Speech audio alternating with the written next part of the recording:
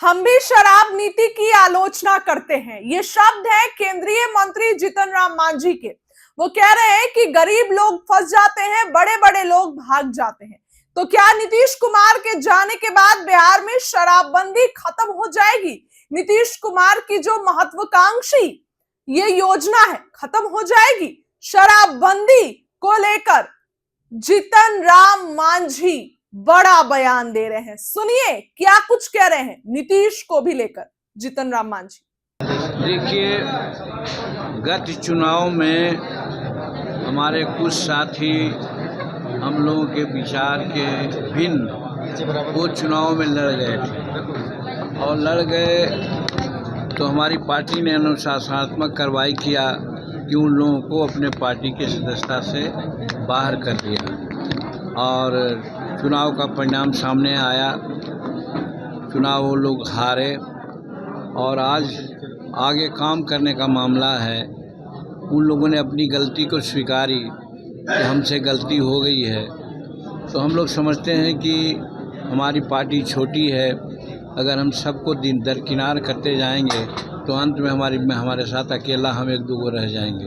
तो इसीलिए हम लोग सबको ले करके चलना चाहते हैं, सबको साथ लेकर चलना चाहते हैं और जो अपनी गलती महसूस कर लिए तो गलती महसूस करने के बाद उनको क्षमादान देने की बात आई और हमारा राष्ट्रीय अध्यक्ष का आदेश हुआ कि सबको पार्टी में मिला दिया जाए और इसीलिए आज पार्टी के सदस्यता अभियान के साथ साथ मिलन समारोह का आज आयोजन किया गया, जिसमें नंदलाल मांझी जी सहित दर्जनों लोग जो बाहर चले गए थे आज पार्टी में मिल लिए।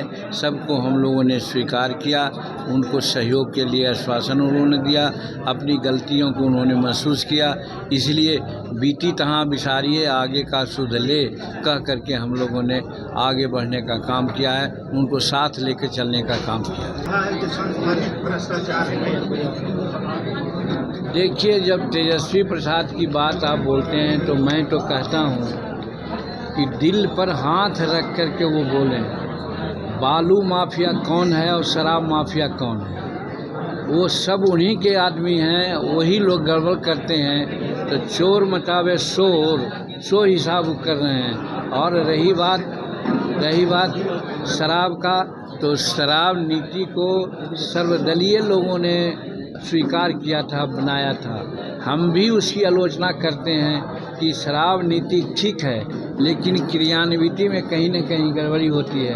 आज लाखों केस हमारे गरीब तबके के लोगों पर दे दिया गया है और जो बड़े बड़े तस्कर हैं वो भाग रहे हैं। कारण है वही तेजस्वी प्रसाद के लोग हैं जो बच जाते हैं, लेकिन अपना मुंह काला नहीं हो इसके लिए वो खास करके ऐसा बोलते हैं कि यहाँ पर शराब नीति ख़त्म है, शराब नीति ठीक नहीं है। शराब नीति ठीक है, इम्प्लीमेंटेशन में कहीं गड़बड़ी हो रही है और इसमें सभी लोग मिल करके हम लोगों ने नीति अपनाया था। हम लोग सब लोग सकारात्मक सहयोग नहीं दे रहे हैं। नीतीश कुमार जी ने तो जब ज़रूरत होती है तो उसकी समीक्षा करते हैं और किया है। और थर्ड समीक्षा में तो आपने देखा होगा कि शराब पी करके कोई जा रहा हो उसको उन्होंने जेल भेजने का आदेश नहीं कहा है, उससे पेनाल्टी लेके छोड़ दीजिए। या कुछ शराब ले जा रहा है पावर आसिर तो भी उसको पकड़ना नहीं है, उसको छोड़ देना है कुछ पेनाल्टी लेके।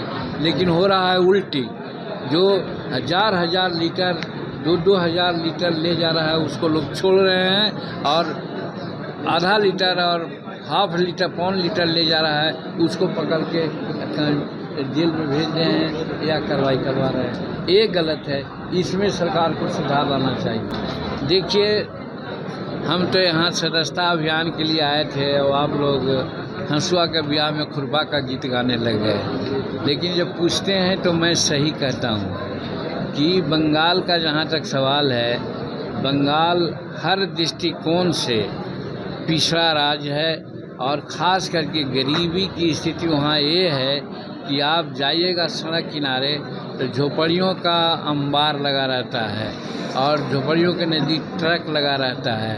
वो ट्रक वाले या तो ताड़ी पीते होंगे, शराब पीते होंगे यही सब काम करते होंगे।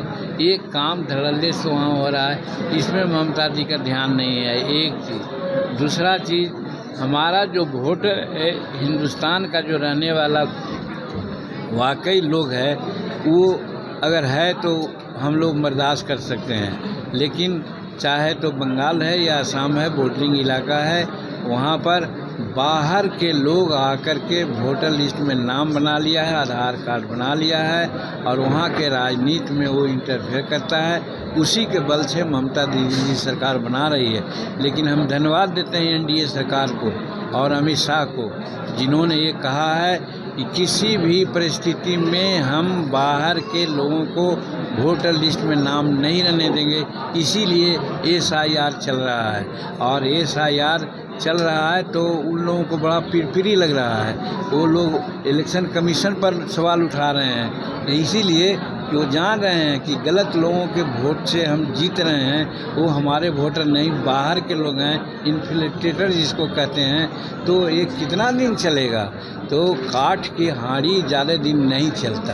तो उसी प्रकार से अब एनडीए की सरकार चुस्त हो गई है।